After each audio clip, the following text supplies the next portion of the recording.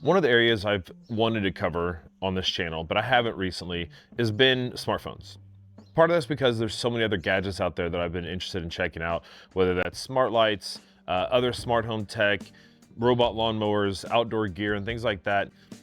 But obviously smartphones are something that's super important in today's society, and for many people, myself included. Like, my business is an option because of smartphones, right? I mean, I'm recording on a smartphone now. So obviously they're an important part of technology and things that we have to buy now, but there's a lot of choices out there, and one of the choices that's been out there for a few years now has been folding phones. This is Samsung's latest. This is the Galaxy Z Fold 7. And I've been pretty critical of Samsung in the past 3, 4, 5 years maybe, mainly in their efforts and what I expect from Samsung being who they are and how large the brand is and everything that it can do. But their latest one has really impressed me, and I want to tell you a little bit about it and kind of why it's ruined most other phones for me. So stick around. Okay, let's go. This is a review where I will not be giving anybody any previews on it or any kind of input on the video. This is solely my thoughts on smartphones, primarily folding phones, and a lot of it focused on Samsung. I've gotten probably, I think I've used 3 of Samsung's folding phones over the years. I didn't use the first one because that one was weird and ended up being kind of a disaster, and I'm glad I didn't get that one. However, I did get version 2, 3, and 4, and then I stopped getting Samsung's foldables, not using foldables in general. I love the idea of the folding phone and what it can do, but Samsung had kind of stopped innovating. The form factor, their form, their shape of their phone hadn't really changed. Very minor changes, not a whole lot to really make it exciting, while other manufacturers are starting to make folding phones that are significantly thinner, offered better cameras and other functions. And so I was really disappointed that Samsung, in a category where it really pioneered and really pushed the envelope in folding phone technologies, kind of stopped. And I was disappointed in that. So I'd stopped getting Samsung's folding phones because I didn't really enjoy them. They weren't doing what others were doing.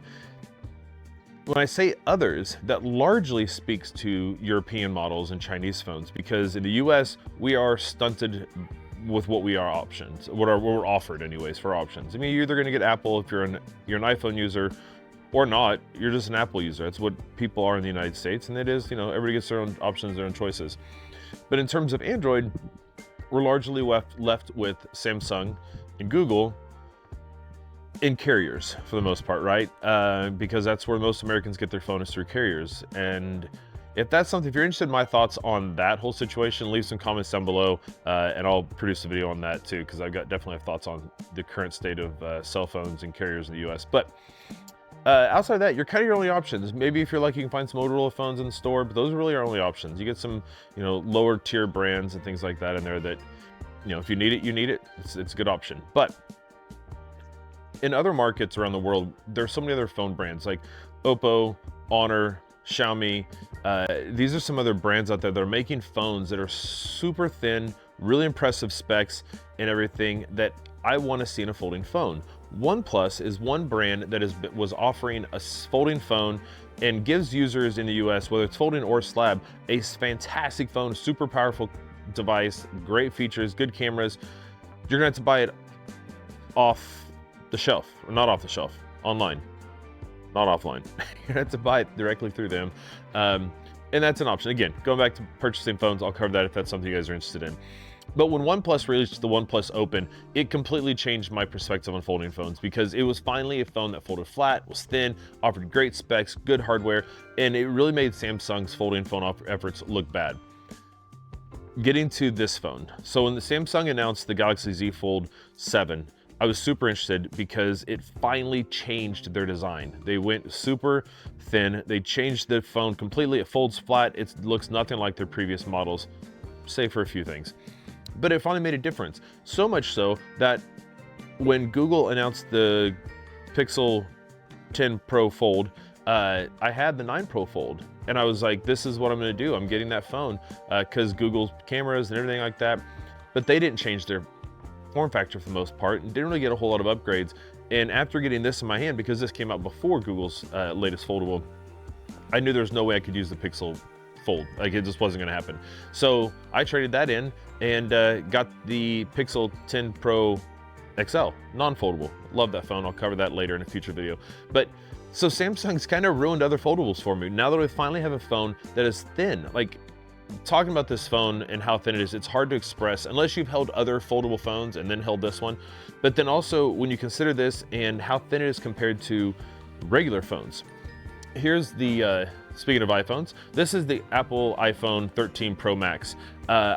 I do a lot of recording on this phone. I've started switching over to Google's Pixel 10 Pro XL because I like a lot of the features and the camera, the video output on that as far as stable video. Got a buddy hanging around up here. But these two phones, side by side, are almost the same thickness when Samsung's Galaxy Z Fold 7 is closed. Almost the same thickness. When you open it up, I mean, it's no contest how thin this phone is compared to another phone. Like it's ridiculously thin. Honor's Magic V3 was the thinnest foldable before. Can't remember what number we're on now. Either way, it was the thinnest foldable in the world until this phone came out. Now, they still hold the thinnest in one of the variants. It depends on which finish you get, and it's thinner by like 0.2 millimeters. So in the US, this is the closest thing we're gonna get to having a super thin phone. And aside from being thin when it's open, the benefit of it being thin or as thick as a standard phone when it's closed, it means that you can use this phone without having to feel like you're holding a brick in your hand.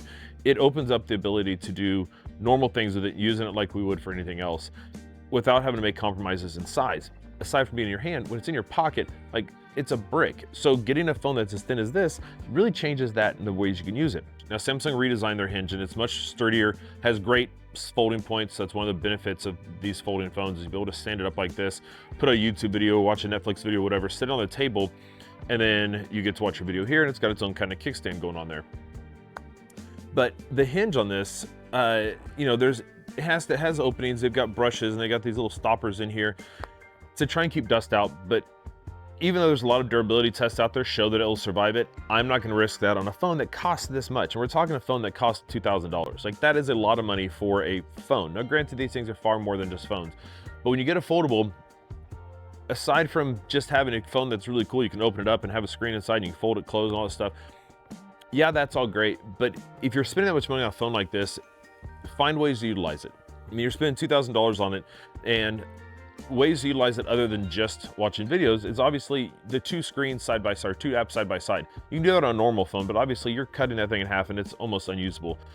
With something like this, being able to put two apps side by side, you're essentially getting two full phones side by side, because when they're closed, you're basically taking your outside screen and adding it to the inside twice. And so we get two apps side by side and it's super functional. You can get a lot done. What's one of my favorite things about a folding phone? Obviously being able to open it up and consuming content, whether it's reading, typing. I use this a lot for doing responding to emails and things like that, because typing on a large screen really works a lot better when you're trying to do long form content like that. So Samsung's done a great job with their software in that aspect. I love their multitasking features. We'll have multi-screen, multiple windows up. You can do floating, you can do side by side, you can do top or bottom, switch it around. Good continuity going from the outside screen. So if you're doing something on the outside, then open it up. A lot of apps will be able to convert to larger size. Some of them you have to tap a button and restart the app so it can fix and fill the screen up properly. But in terms of the software outside of those things, the multitasking, we are running Android. This is running Android 16. We do have One UI 8 on here, and which is Samsung's kind of overlay, their flavor that they put on top of Android. And it's okay. I've never been a big fan of One UI. It's still not one of my favorite interfaces. I still prefer, I'm kind of split. I like Oxygen OS from OnePlus, but that's getting ready to change with an upcoming update to Oxygen OS version 16 for Android 16. And then I like Google's interface, like the Pixel UI. One thing I don't like about Samsung's, there's some weird things. There's still some duplicate app situations like two calendars, two messaging, things like that kind of get in the way. I don't prefer their interface. It's just my own personal preference. It's not terrible. A lot of people love it. It's not for me. One of the other big points Samsung made when they did this phone was the AI. AI is everywhere. We're using it all the time. Sometimes we know it, sometimes we don't. But with things like Gemini, which is Google's AI platform, Samsung and Google have partnered up a lot, and a lot of the features on here are in Gemini. Samsung has some few tweaks that they have on their own device. I haven't used anything that super stands out. Like they got AR Doodle where you can draw stuff in the air, have it float around. There's some things like that. You can draw, take a picture of a room, draw a table to see what a table looked like there, and it can reimagine some different options. You can kind of create your own styles. Those all are fine, but they're not functions that I use all the time, and I don't think the average user uses often enough to justify $2,000 and making that one of the reasons that it maybe costs that much. Those are kind of some of the issues when it comes to those software features. Yes, it's there, but the average person probably isn't going to use it the vast majority of the time, and so we're paying for things that you aren't really going to use. It's nice to have it when you need it, but it isn't something you're going to use all the time. So I'd rather that be almost an opt-in paid option or something like that, that they can get their recoup money later that way instead of charging people up front. But different story for a different day. In terms of cameras, so the cameras on this are really good. They're not great. I still obviously prefer Pixel's flagship slab phone, the Pixel 10 Pro XL. The camera on that, I love that camera. But before I traded in my Pixel 9 Pro Fold, I had this, and I was in New York for an event, and I took them both with me, took a bunch of pictures. So I'll drop a bunch of those here in the back end here after we finish talking a little bit here. But the camera on it's great. It takes really good photos. In some instances, I liked Samsung's photos better than Google's. Other times, more often, I liked Google's photos. It's good. It's probably one of my favorite Samsung cameras I've used yet, especially in Foldable by far. But even in terms of slab phones, it's got better shutter reaction speed. Now, I haven't used the past two Ultra models, Samsung's Galaxy S24 or 25 Ultra. I used the 23. Love that phone, but the camera still suffered from Samsung's shutter lag. You hit the button, take the picture, and there's just a split-second delay in that photo being taken, and it causes issues. So I experienced that less with this phone, but there's still just other features of the device as far as the camera, that could be improved. The zoom isn't great.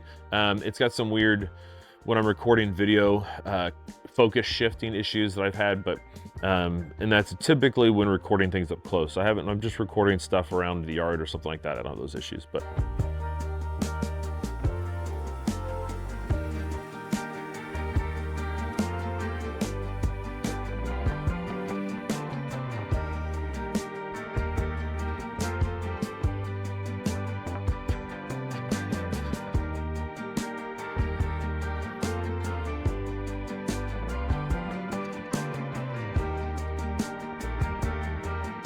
It's a good phone.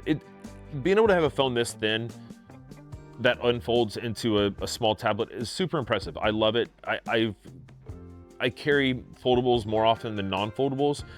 If I could I'm still waiting for a phone manufacturer to truly make a slab phone that folds. We still haven't reached it yet because there's too many compromises in terms of the internal technologies, what we have to do to be able to fit all this in here, and especially when you're trying to make it thin, because that's the other part. We're battling physics. We need a super thin phone, but we need all the specs that go into a thicker phone inside of this. So it kind of makes things difficult. But when I say that in terms of what I want a slab phone and folding phone, I want all the capabilities. I want the battery life. I want the camera system. I want all of it, and we're super close. The camera system on this is really good. We're getting there. The camera system here, I still like the OnePlus Opens cameras. The Google Pixel 9 Pro Fold, I'm sure the 10 Pro Fold's good. I haven't used it. So we're getting closer. Battery life is pretty good. Comparatively though, we're still not going to beat, Samsung's not going to beat out Honor in terms of battery life yet and capacity, because Honor has switched to silicon carbon batteries, and we're still using more of a standard lithium ion on these. So we don't have the capacity or the charging capabilities that we get out of something like Honor's Magic Series. Charging on this isn't great. I mean, it's fine. I think we're 25 watts wired, which is okay, but it's nowhere near the 45 to 65 watts that other brands are offering. Battery life isn't great. I know it varies for everybody in their usage. I have, let's just pull it up here live and see what we got. I'm at 64% now. I pulled off the charger this morning at 100%, and it has been, I stopped charging it 3 hours and 15 minutes ago, and we're at 64%. That's not great. Screen on time's only 1 hour 8 minutes. Off has been 2 hours 6 minutes, and I've got, Google Photos, and it's uploading some photos and stuff, I'm sure, but we're at 3.1%. It's only been on screen for a minute. Background apps, I don't have a ton of background apps. So it's just, I have some issues with battery life. It's not great. I'd like to see a lot better.